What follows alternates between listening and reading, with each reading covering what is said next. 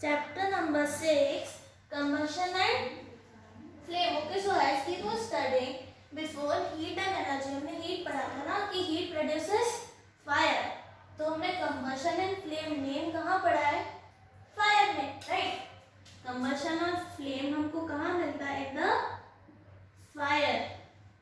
है ना, जब भी fire cause होती है तो fire mainly क्यों cause होती है? If something gets contact in the heat energy, है ना, जब कोई चीज हीट एनर्जी के कंटैक्ट में आती है विद द गैसेस तो क्या फॉर्म करती है? फायर.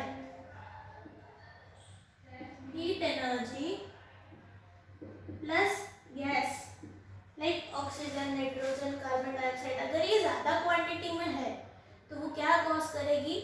फायर को कॉज करेगी. सबसे फर्स्ट कंबशन क्या होता है ना? कंबशन क्या होता है? It is a process when something comes in contact with heat energy and excess amount of gas.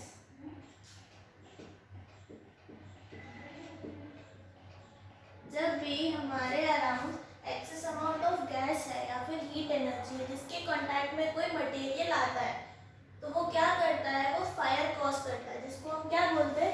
Combustion, है ना. This process is called combustion. तो कंबशन के लिए क्या नेसेसरी है? एक तो कंबस्टिबल मटेरियल मींस ऐसा कोई मटेरियल हो जो access amount of heat energy में या फिर गैसेस में फायर को कॉज करने की कैपेबिलिटी रखता है, उसको हम क्या बोलते हैं? Combustible material. For example petrol, oil, kerosene etcetera, ये सब क्या है? दीज आर कंबस्टिबल मटेरियल्स जो क्या करते हैं? फायर को इजीली कॉज कर सकते हैं. देन सेकेंड थिंग हमको चाहिए supporter of material. Supporter of material क्या होता है? गैसेस, ऑक्सीजन और अदर काइंड ऑफ गैसेस. वो क्या करती है? सपोर्टर होती है. जब access amount of heat energy है और एक्सेस अमाउंट ऑफ एयर आ रहा है तो क्या करेगा? वो फायर को कॉज कर लेगा. देन थर्ड, इग्निटेड और किंडलिंग टेम्परेचर.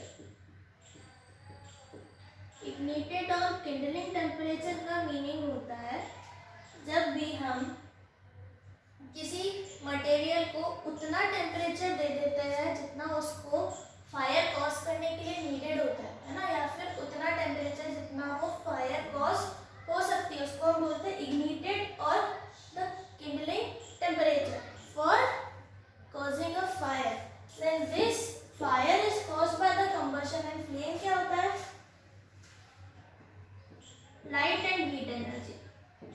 जितना भी लाइट एंड हीट एनर्जी उस फायर से होता है, प्रोड्यूस होता है, उसको हम बोलते हैं फ्लेम्स.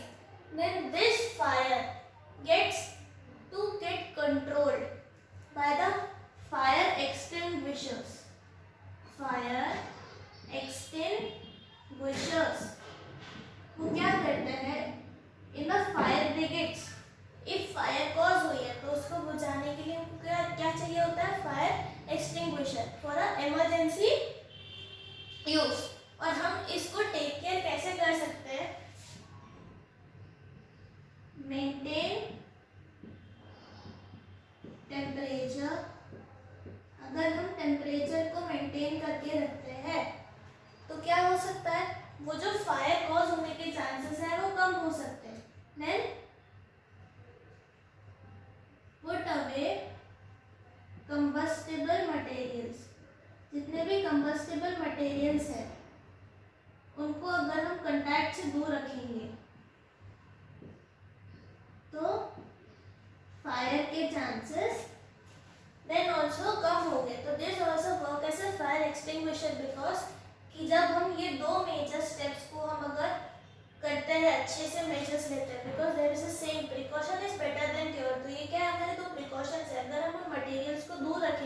अमाउंट ऑफ एयर और टेम्परेचर से, तो फायर कॉज ही नहीं होगी, ठीक है। Then this combustion is of 3 types, okay.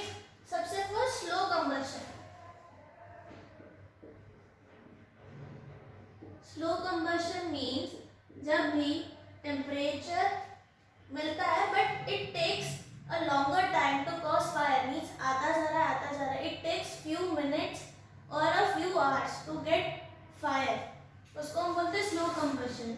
Then आता है हमारा rapid combustion, means as soon as the temperature is given, means temperature या एक्सेस अमाउंट ऑफ एयर अगर उसको मिल रही है तो that will cause a rapid means at that point, तो उसी टाइम पे क्या होता है, फायर कॉज हो जाती है, तो उसको बोलते हैं rapid combustion.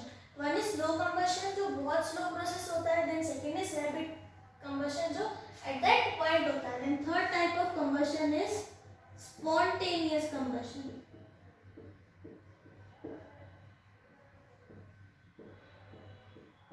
Spontaneous combustion means जो ऑटोमेटिकली अपने आप on its own which gets combusted on its own, वो खुद से ही बड़े बड़े फायर को कॉज कर देता है कभी कभी, तो उसको हम बोलते हैं स्पॉन्टेनियस कंबशन। तो हमने इस चैप्टर में पढ़ा दैट कि कंबशन क्या होता है। कंबशन इज द प्रोसेस जिसमें फायर कॉज हो सकती है, किससे कॉज होती है, कंबस्टेबल मटेरियल से या फिर गैसेस से या फिर टेम्परेचर से, देन उससे क्या रिलीज होती है, flame. And combustion is of 3 types, slow combustion, rapid combustion and spontaneous combustion.